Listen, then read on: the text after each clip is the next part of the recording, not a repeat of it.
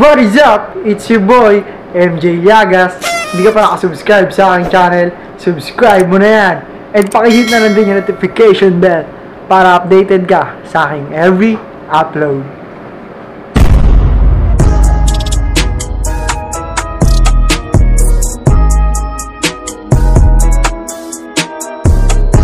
Itong moment na to is, ay kung nakikita yung mga pagod na rin kami. And haggard na kami nito. Itong pangit na to. Kasi siya kasama ko na umalis ngayong araw. Maaga kanina, sinama kami ng pinsan ko sa church nila. Bale yung church na yun kasi, yun din talaga yung unang pinag-churchan namin dati. Kumbaga, dun din sa amin na-introduce yung magiging Christian. So, ayun, ako, nagpatuloy din ako. Kaso, sa ibang church nga lang. Pero Christian, same Christian lang din naman. Ayun. Kaya sumama na rin kami para, para makalabas na rin. Kasi lagi kami nakakulong dito di ba? Para makapag-service na rin pagkatapos ng mahabang quarantine. So, ayan, papakita namin sa...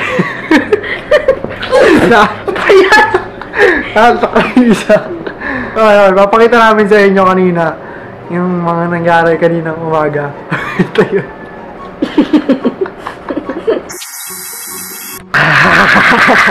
Good morning.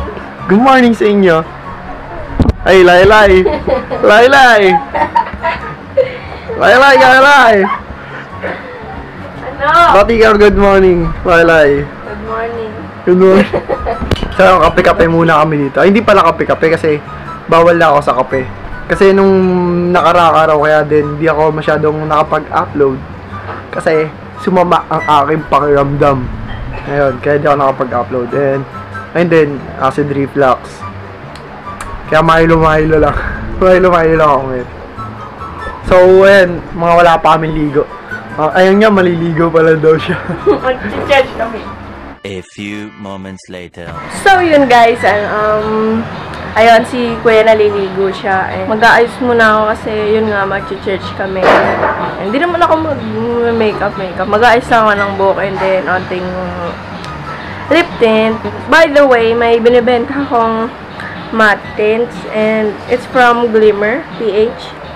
Ayun, reseller ako and baka gusto nyo, ayun.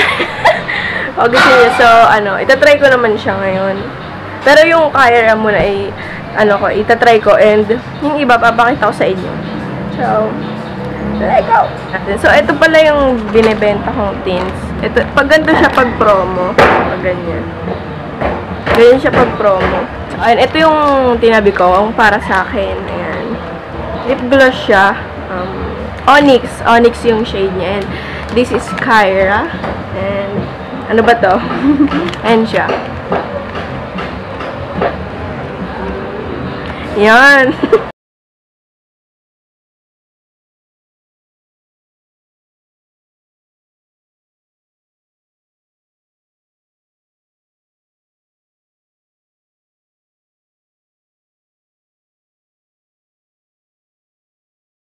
Nakabihis na kami! Hi po! Mag-makeup pa rin siya. Di pa rin siya tapos mag-makeup. Sweet girl. Pa-cute. Pa-cute. Pangit. So, ayan, naghihintay na lang kami dito nung masasakyan namin. So, nasiraan daw pala ng gagamitin na sasakyan yung pinsan ko. So, ipapabook na lang kami ng Grab. Para yun, mag-grab na lang kami ni Kyla. Yes po. Then, doon na kami diretso sa church. Hintay na lang kami dito. Sweet girl. Abisa rin kami, syempre. Ayan. Ano yun? OOTD. OOTD.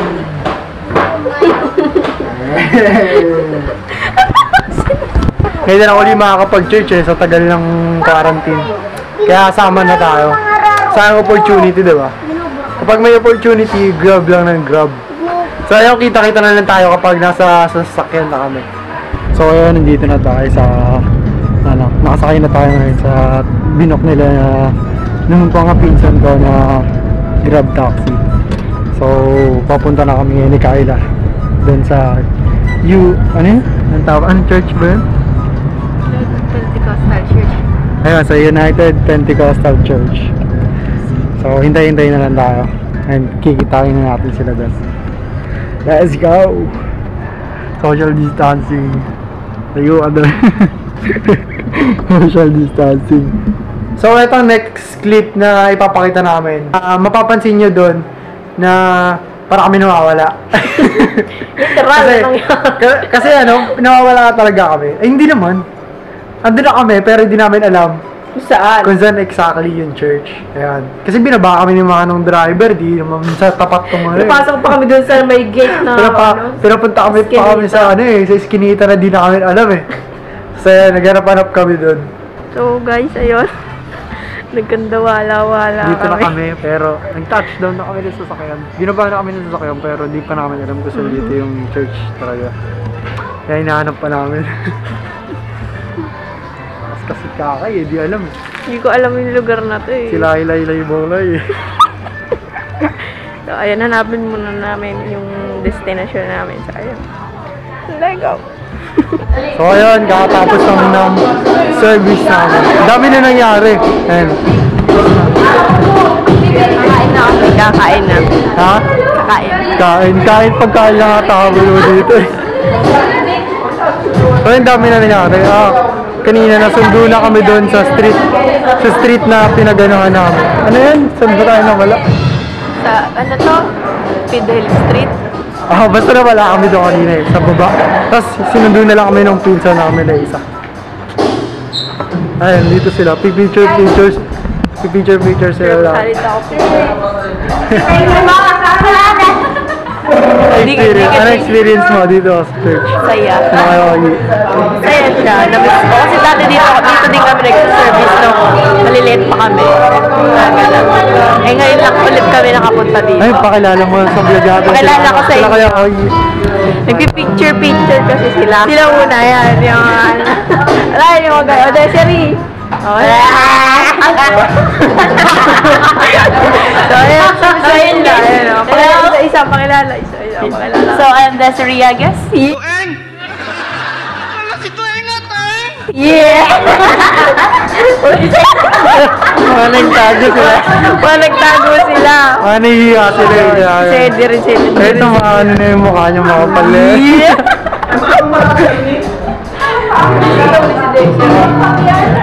So, ayun, guys. Ayan, dito sila, Kuya Oyi. Ayan, sila Kuya Nikki. Ayan. Ayan. Alapin natin parang ano, oh.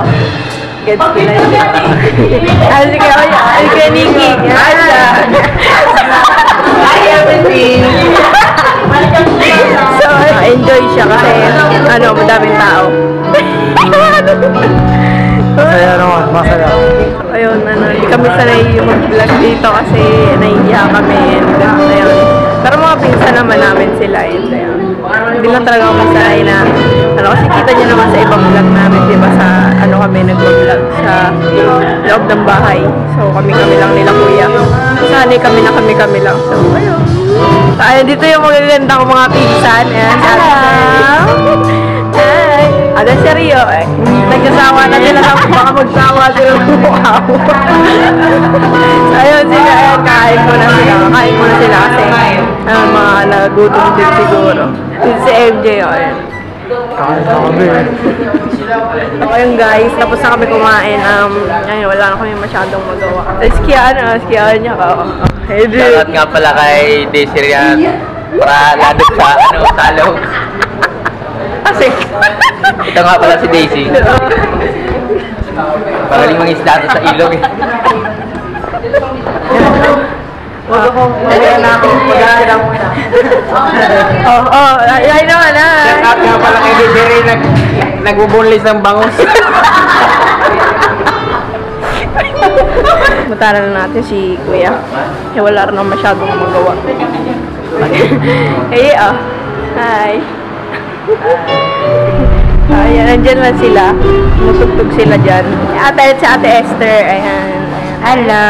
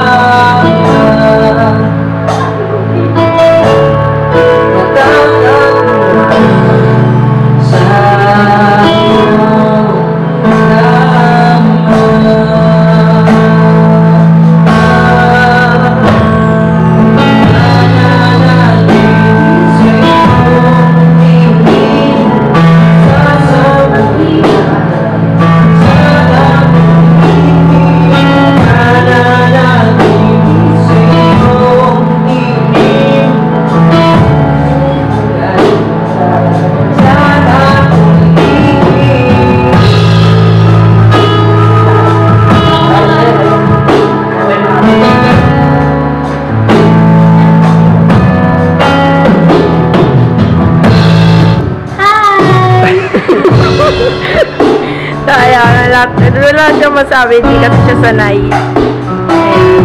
Wala ako sa hindi ako makapag-ingay dito eh. Nakakaya dito sumigaw-sigaw. Di ba kasi pag nasa bahay ako pag dito ako sumigaw-sigaw. Kasi sa bahay, di ba sigaw siya ng sigaw? Pag nag-vlog. Eh, dito din siya sanay kasi bawal maingay dito. Eh, sanay ako sumigaw-sigaw. Okay lang naman, pumunta lang kami ng church, ayun. Dito rin yung mga pinsan namin. Kunti lang kasi, kumbaga limit lang nila yung mga tao. Kasi, syempre, para masunod yung social distancing. Tsaka yung mga safety guidelines ngayong quarantine. Konti lang kami dito. At least, diba, kahit pa paano nabigyan kami ng opportunity makapag-service. Ayun, nakaano din kami. Nakakapag-vlog na rin kami sa labas. Yeah! So, we're about to go home. So, yun guys, we're about to go home. Ayan. So, ayun guys, nakauwi na kami. Ayun. Ayun, nakauwi na kami. Ayun, mag-doorbell muna kami kasi, wala kami susi. Kami susi. Hello, everyone. Hello, people. Kasi hindi Nakatakas sa koral eh. Ayaw, mag-doorbell ka na. Doorbell na ako. Bingo. Ano? Mga naggagawa ng Ayan, nakauwi na kami. So, ayan. So ayun lang naman yung mga nangyari kanina. Mga kaganapan doon. Hindi naman masyadong matagal kasi yung service. Saglit lang yun. Mga 1 hour lang siguro yun, no? And sobrang saya naman. Sobrang sarap sa pakiramdam. Na after ng matagal na quarantine. Ilang months din yun? Ilang months din, ma? 3? 4. April, May, June, July, pang 4 months. 4 nga. Ayun, so mahabang 4 months na quarantine, nakapag-service na rin tayo kahit pa paano. Tulog ka pa. Para sa inyo, ano ang kahalagahan ng pagsisimba? Ay, tanong daw si Mama. Ano ba yan? Pwede mo ma, ano yung tanong mo ma? Ano yung tanong mo? Huwag ako kasama, nagtatalo ako eh. Ulitin mo yung tanong mo sa amin. Para sa inyo ni Carla, ano ang kahalagahan ng pagsisimba? Okay, sagutin mo daw yun, guys. May tanong na si Mama. Ano daw yung kahalagahan ng pagsisimba para sa'yo? Mahalaga yun, syempre, kasi ang salita ng Diyos, kumbaga yan yung pagkain ng kaluluwa. Kasi di ba yung iba, nami-miss lang nila yung yung nararamdaman nila sa'yo pag may ibang tao. Syempre, hanapin mo din yung feeling na na nakikipag-communicate ka kay God na may kasamang ibang tao. Ayun, mas strong yung bond nyo kay Lord nang sabay-sabay. And ayun, Dami mong dami mong paikat-ikat. Hindi naman na-explain na maayos eh. So sa akin, para sa akin siguro, sagot ko kay Mama sa tanong niya na anong kahalagahan ng pagsisimba. Sa akin, para hindi tayo makalimot sa kung saan tayo nagmula. Ayun. Kasi minsan, masyado na tayo nagiging busy sa araw-araw. Imaginein mo, sa loob ng isang linggo, tanangin mo yung sarili mo, ilang beses ka bang lumalapit sa Diyos? Ayun, di ba? Kaya, parang magandang opportunity na rin yung merong service o nakakapagsimba ka kahit isang beses sa isang linggo. Kasi, doon, na parang nababalik yung faith mo kay God. Kasi minsan, hindi natin napapansin. Hindi na pala ganun kaalab yung pagmamahal natin sa Diyos. Hindi na ganun kaalab yung faith na meron tayo sa Diyos. Minsan, yung faith pala na akala natin ayun pa rin, nanghihina na pala. Kaya yun, sa pamamagitan ng pagsisimba or pag-attend ng mga church services, na-empower ulit yung faith na meron tayo. Ayan. Sagot ka na Mama yung tanong mo. Okay na. Okay na. walang price. So ayun, shoutout sa mga, syempre sa mga nag-invite sa amin, si Kuya Oyi, lalo-lalo yan si Kuya Oyi, sobrang bait. And sila Kuya Nikki, sila Ate Shirley, sila Ate Esther, sila Kuya EJ, sila Kuya... Yung music ministry yung doon. music ministry doon. And basta sa lahat ng mga UPC nandun, sa lahat ng sa buong UPC Tondo. Thank you kasi binigyan niyo kami ng opportunity na makasama sa church gathering nyo kahit sa sandaling oras lang. And di ako makapagarot doon kanina, kaya magarot eh. Sobrang sarap din ng pagkain. Palayas kami doon. Mamaya ma-rebuke kami doon eh. Ako pa naman, kulit ko pa naman. Natahimik lang ako doon kanina, kain-kain lang ako. Tahimik lang doon kanina. Nagugutom na rin ako eh. Ako yung Kaya siya yung nag-vlog take over kanina. Anong pakiramdam nyo na nakapagsimba? Masarap sa pakiramdam, masaya. Kasi may binigay na opportunity sa amin para makasama dun sa gathering na yon. Kahit tagal na rin namin di nakakapunta dun. Ilang taon pa lang kami nung Ilang taon pa lang kami nung huli kami siguro nakapunta dun. mga 9 years old ako. Bonjing pa ako nun eh. Kaya yan, sarap sa pakiramdam na makabalik uli dun. Doon di kami dati yung mga yung may mga gawain para sa mga Children's Ministry. Yo! Doon kami nag-Children's Ministry. Naalala ko pa nun kapag break time, di ba nagsusulat tayo yung mga first honor ako doon! Ako, pinakabisado kami on the spot ng Bible verse ng haba. Ako una nakakabisado on the spot. Oo. As Sa akin kasi naabangan ko doon yung pagkain. Naaalala ko noon, no pag break time, pagkatapos namin magsulat ng mga about mga connected sa Bible. Kunwari, sinong ganyan, ganito, tapos mga color-color. Naantay ko yun yung Spanish bread nila doon. Tanda ko yun. Masarap. Sarap! Hanggang ngayon, nalalasap ko pa rin. Hindi, pero ay, the best yun doon. So ayan, siguro dito na namin tatapusin tong vlog na to. And thank you ulit. Ayan, kay Kuya Oyi, thank you po sa pag-invite sa amin and sa pag-asikaso sa amin doon. So ayun, salamat po ng marami. Kung nagustuhan niyo tong video na to, please give it a thumbs up. And huwag niyo kakalimutan na mag-subscribe. Siyempre, click niyo na rin yung notification bell para updated kayo pag may mga bagong upload ako. Subscribe niyo na yan! Malapit na tayo mag 1,000! Malapit na tayo mag 1,000 subscribers! Ilang pa oh. Konti na lang! Subscribe na. subscribe Mag-improve kami na. na mag-i-improve para sa inyo. Ano na tayo sa subscribers na? Sasali na si Mama kaya... Gagawa na rin yan. Subscribe. Oo, gagawa na rin yan ng YouTube Cooking channel niya. Mga cooking tutorials. Kita tayo sa susunod na vlog.